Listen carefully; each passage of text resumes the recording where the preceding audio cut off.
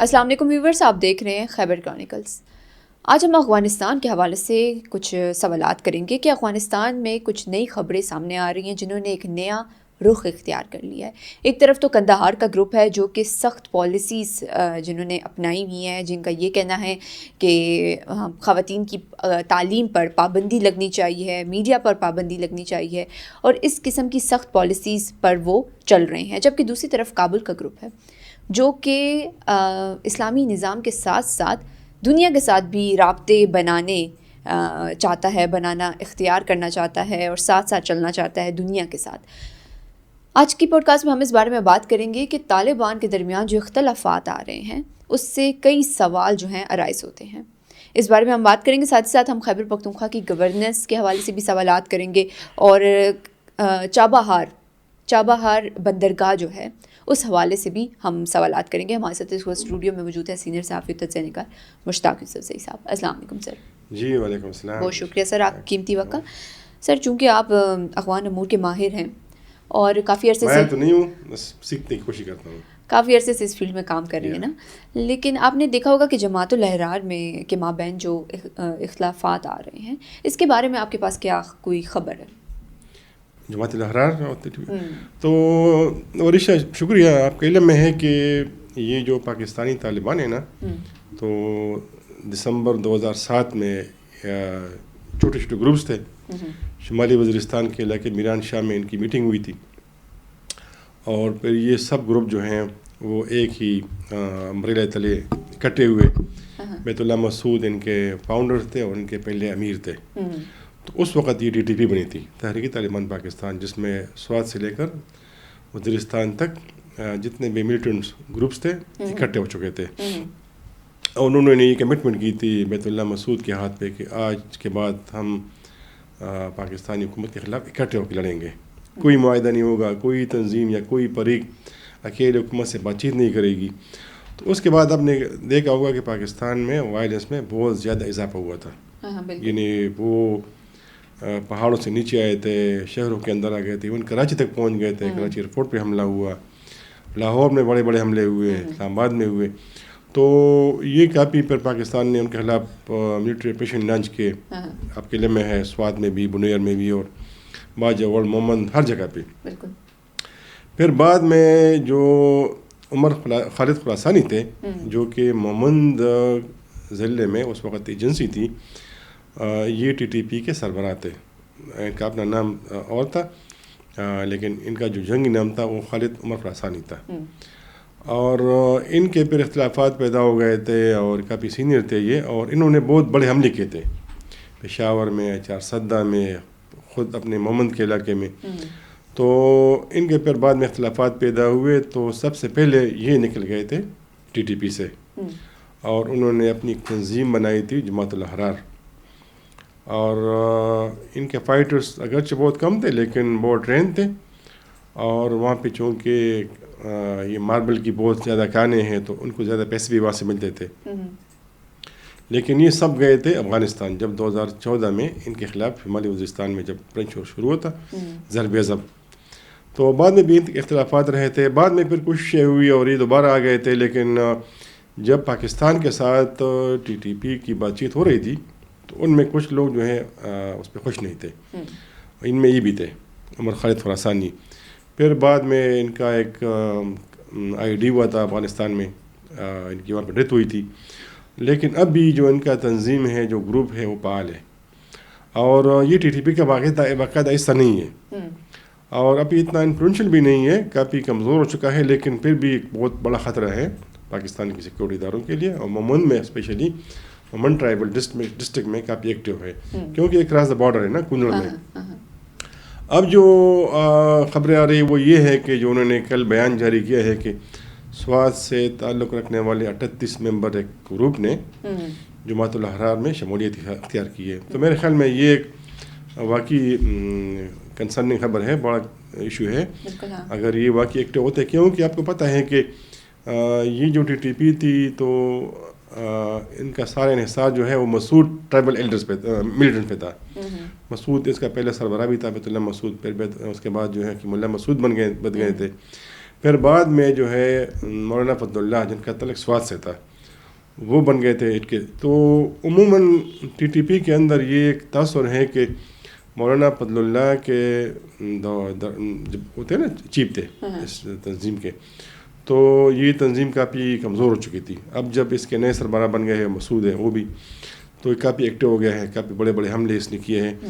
تو سوات سے تعلق رکھنے والے ملیٹنٹس کے اندر ایک تاثر ہے کہ شاید ان کو وہ توجہ نہیں مل رہی جو کہ باقی اضلاع کو مل رہی ہے. مثلاً شمالی وزیرستان, جنوبی وزیرستان, جو ہمارے جنوبی اضلاع ہیں, یہ کافی ٹی ٹی پی وہاں پہ ایکٹیو ہو گئی ہے. تو ہو سکتا ہے کہ انہوں نے ایک ان کے ساتھ شراکت داری کی ہو, لیکن میرے خیال میں یہ جو ہے جو ٹی ٹی پی ہے یہ بہت ایکٹیو ہے, بہت پاورفل ہے.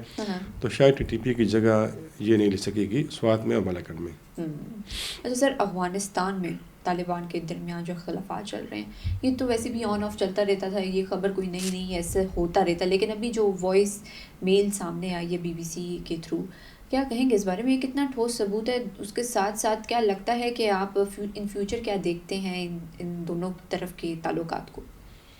وہ وائس میں نے بھی سنی ہے, اور اس کے علاوہ بھی میں نے بہت سارے وائسز سنی ہیں کہ جس میں طالبان کے جو مختلف لیڈرز ہیں وہ گلے شکوے کرتے ہیں.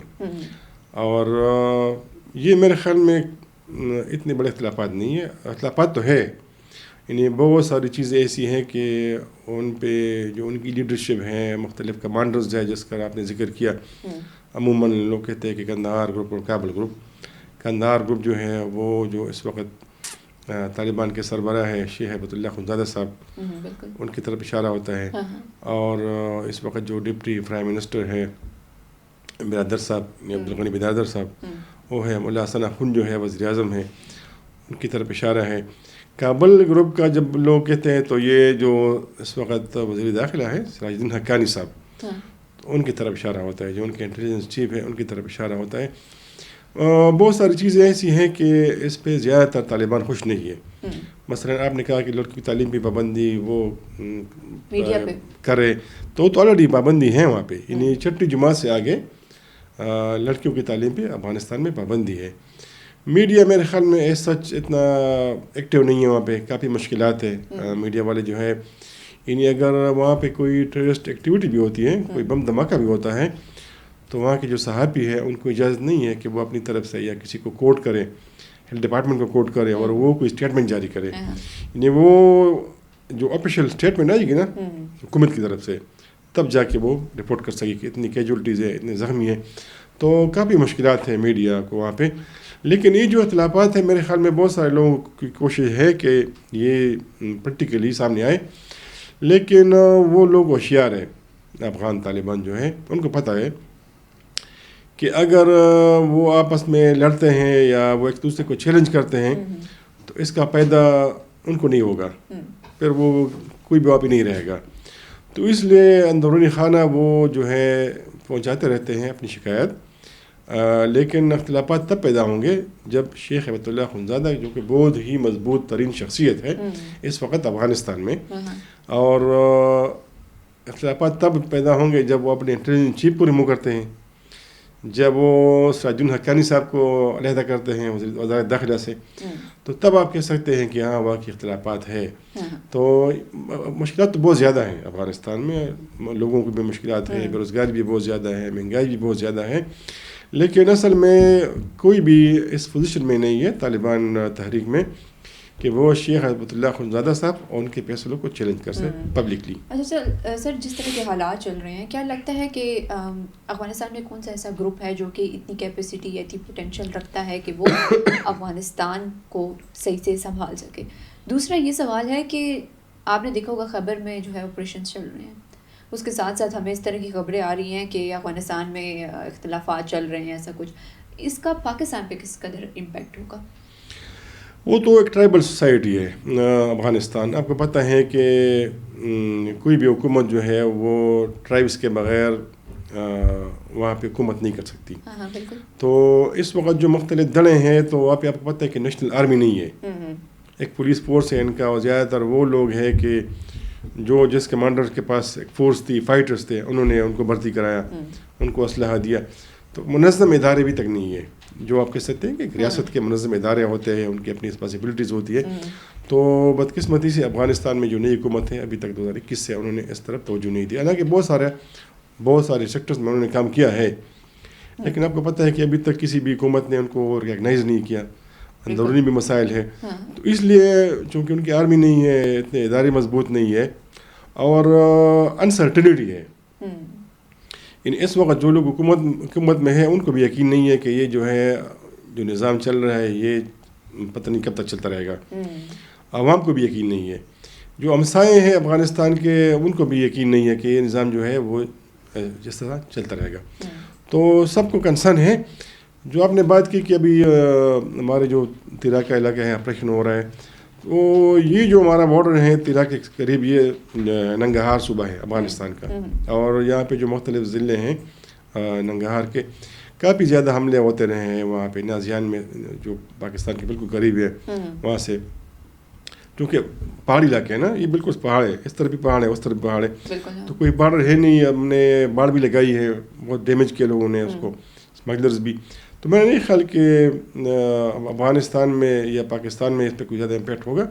لیکن یہ ہے کہ اوورآل جو اس وقت خیبر ایجنسی میں یا ضلع میں اسپیشلی تیرا میں ساری جو 5 گروپ اکٹھے ہوئے نا، انہیں آپ دیکھیں کہ شمالی وزیرستان کا جو بڑا گروپ تھا حافظ گل بہادر صاحب کا، وہ بھی ادھر بیٹھا ہے، اور جماعت الاحرار بھی ادھر ہیں، TTP بھی ادھر ہیں، جو لشکر اسلام ہے وہ بھی یہاں پہ ہیں.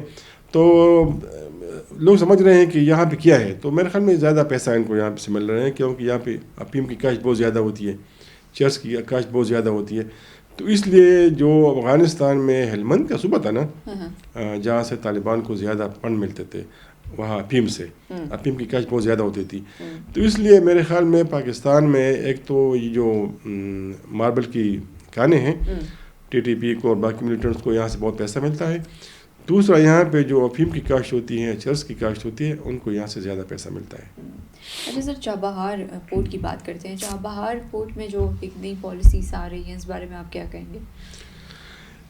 چابہار پورٹ میرے خیال میں افغانستان کے لیے اس وقت لائف لائن ہے، کیونکہ جب سے پاکستان اور افغانستان کے درمیان جنگ پہ ہوئی تھی، ہمارا ٹریڈ جو ہے وہ بند ہے، بارڈر ابھی تک کلوز ہے، ہمارے کراسنگ جو پوائنٹس ہے تورخم اور خرلاچی اور غلام خان اور پھر چمن میں بلوچستان میں، تو یہ بند ہے. تو اس لیے افغانستان نے ایران کے ساتھ بہت کلوزلی کام کیا، اور چابہار کو آپ کو پتہ ہے کہ کافی انویسٹمنٹ کی ہے وہاں پہ ہندوستان نے بھی. تو اس لیے اس وقت ایران بہت نزدیک ہو چکا ہے افغانستان کو. سب سے زیادہ انسینٹیوز جو ہیں وہ افغان طالبان کو اور افغان حکومت کو دے رہے ہیں کہ جو پاکستان سے چیزیں جاتی تھی وہ چابہار کے تھرو افغانستان کے اندر داخل ہو. اچھا سر، اب خیبر پختونخوا کی حکومت کے بارے میں سوالات کرتے ہیں. کس طرح دیکھ رہے ہیں آپ سہیل آفریدی گورننس کس طرح چل رہی ہے خیبر پختونخوا کی؟ آپ نے دیکھا ہوگا جلسے جلوس میں ہم لوگ مصروف ہیں، صوبے کی طرف کوئی رجحان نہیں ہے. کیا کہیں گے اس بارے میں آپ؟ یہ بدقسمتی ہے. آپ کہتے ہیں کہ کارکردگی تو سر سے ہے ہی نہیں، اور ابھی 3 مہینے ہو چکے ہیں کہ انہوں نے حلف لیا ہے. یہ بھی اپنے جو لوگ کہتے ہیں نا کہ وائسرائے جو ان کے اس سے پہلے تھے علی امین گنڈاپور صاحب، یہ ان کو فالو کر رہے ہیں. یعنی آپ نے کبھی نہیں دیکھا ہوگا کہ سندھ کے وزیر اعلیٰ یا پنجاب کے وزیر اعلیٰ یا بلوچستان کے وزیر اعلیٰ نے کسی اور صوبے میں اسلام آباد سے cabinet meeting on line chair کی ہو. یہ اعزاز خیبر پختونخوا کو حاصل ہے کہ اس سے پہلے جو وائسرائے تھے یہاں پہ گنڈاپور صاحب، وہ اسلام آباد میں بیٹھ کر کیبنٹ میٹنگ وہ ویڈیو لنک کے ذریعے چیئر کرتے تھے. تو ابھی انہوں نے بھی ان کو فالو کرنا شروع کر دیا ہے سہیل آفریدی نے. اچھا، آپ کو پتہ ہے کہ ابھی تقریباً ہمارا کیبنٹ بہت انکمپلیٹ ہے. تو ان کے پاس 16 کے قریب محکمے ہیں وزیر اعلیٰ صاحب کے پاس. تو جب وزیر اعلیٰ نہیں ہوتے تو اس کا مطلب یہ ہے کہ 16 وزراء نہیں ہوتے صوبے میں. اس کے علاوہ جب یہ صوبے سے باہر جاتے ہیں، پھر لاہور گئے، پھر کراچی 2 مرتبہ گئے، تو ان کے جو سارے ممبرز ہیں کیبنٹ ممبرز وہ بھی ان کے ساتھ ہوتے ہیں. تو یہ تو ان کی خوش قسمتی ہے کہ یہاں پہ ایک چیف سیکرٹری ہیں شاہب علی شاہ صاحب، وہ بیٹھے ہیں اور وہ بہت کلوزلی کام کر رہے ہیں. جو ان کے سیکرٹریز ہیں بیوروکریسی وہ کام کر رہی ہے. ادروائز یہ تو کسی کام کے نہیں ہے. یعنی آپ دیکھیں کہ یہ گئے تھے لاہور، 1 ہفتے تک وہاں پہ رہے. انہوں نے کیا اچیو کیا صوبے کے لیے، PTI کے لیے؟ کوئی نہیں پوچھتا. پھر یہ گئے کراچی. اور کراچی میں اسکول کے بچوں کی طرح روڈ پہ جاتے تھے اور بس سیٹیں بجاتے تھے. پھر جب گئے واپس آ گئے تو دوبارہ ایک وہاں پہ ان کارکن کی ڈیتھ ہوئی تھی تو دوبارہ گئے کراچی. پھر انہوں نے یہاں پہ کیبنٹ میٹنگ اٹینڈ کرنی تھی پشاور میں, وہ پوسٹ پون ہو گئی. پھر وہ کیا اس نے کہا کہ ہم نے جانا ہے تیرا. تو آج تک جو کیبنٹ میٹنگ ہے نا وہ ابھی تک انہوں نے نہیں بلائی. حالانکہ آپ کو پتہ ہے کیبنٹ میں بہت سارے اہم فیصلے ہوتے ہیں. تو بدقسمتی یہ ہے کہ صوبے کی طرف تو بالکل توجہ نہیں ہے, لیکن ان کی خوش قسمتی یہ ہے تحریک انصاف والوں کی کہ ان کے جو کارکن ہیں نا وہ کارکردگی نہیں دیکھتے. وہ یہ نہیں دیکھتے کہ آپ دفتر میں بیٹھے کوئی کام کرے, کوئی پروجیکٹ لانچ کرے. وہ کہتے ہیں بس کہ آپ نے وہ جو جیل ہے اڈیالہ جیل وہاں جائے, بیانات دے, دھرنا دے اور اپنے مخالفین کو ان کے لیے خراب زبان استعمال کرے, تو وہ اس سے خوش ہوتے ہیں. ادروائز اگر ان کے اوپر چیک ہوتا نا, یہ پولیٹیکل سسٹم اس طرح ہوتا ہے کہ آپ کو ہوپ ہوتا ہے کہ اگر آپ کام نہیں کرتے, ڈیلیور نہیں کرتے, تو آپ کو ہوپ ہوتا ہے کہ نیکسٹ ٹائم جب ہم جائیں گے عوام میں تو عوام ہمیں ووٹ نہیں دیں گے. یہ جو پارٹی ہے ان کی خوش قسمتی یہ ہے کہ آپ کچھ بھی نہ کریں, بس خان صاحب کا نام استعمال کریں, اپنے مخالفین کو گالیاں دیں, آپ کو ووٹ بھی ملیں گے, آپ وزیر بھی بنیں گے, آپ مشیر بھی بنیں گے. لیکن آپ نے خان صاحب کا ذکر کیا ہے, لیکن کیا لگتا ہے یہی ان کا بنیادی ہے اور اسی پہ یہ عمل کر رہے ہیں یا نہیں, یہ صرف ایک ایکٹ ہی کر رہے ہیں؟ میرے خیال میں یہ جیسے جو پہلی گورنمنٹ تھی اور ابھی جو گورنمنٹ ہے یہ کبھی نہیں چاہیں گے کہ خان صاحب جیل سے نکل جائے, کیونکہ جب خان صاحب باہر ہوتے ہیں تو پھر لوگوں کو ان کی ایکسیس ہوتی ہے, اور جو کرپشن ہو رہی ہوتی ہے لوگ ان کو انفارم کرتے ہیں, تو پھر وہ وزیر بھی ہٹاتے ہیں. اور آپ کو پتہ ہے نا ماضی میں تو یہ تو کہتے ہیں کہ بس اس طرح چلتا رہے, خان صاحب جیل میں ہوں, ان کے نام پہ ووٹ بھی لے, یہ وزیر بھی بنے, کرپشن بھی کرے, کوئی میرٹ بھی نہیں ہے. تو ان کو خود بھی سمجھ نہیں ہے, اور انہوں نے بھی بہت غلطیاں کی, ابھی غلطیاں کر رہے ہیں, چونکہ پولیٹیشین تو ہوتے نہیں, اور بیچارے جو ہیں وہ ایسے لوگوں کے ہاتھ چڑھ گئے کہ خود بھی پولیٹیشین نہیں تھے, تو ان کے ساتھ کوئی سنسیئر نہیں ہے. اور یہ لوگ تو چاہتے ہیں کہ بس اس سے جاری رہے. بہت شکریہ مشتاق سر آپ کا. یہیں پہ ہماری پوڈ کاسٹ کا اختتام ہوتا ہے. اپنی رائے کا کمنٹ سیکشن میں اظہار ضرور کیجیے. ملتے ہیں اگلی پوڈ کاسٹ میں نئے مہمان کے ساتھ, نئے سوالات کے ساتھ. تب تک کے لیے اللہ حافظ.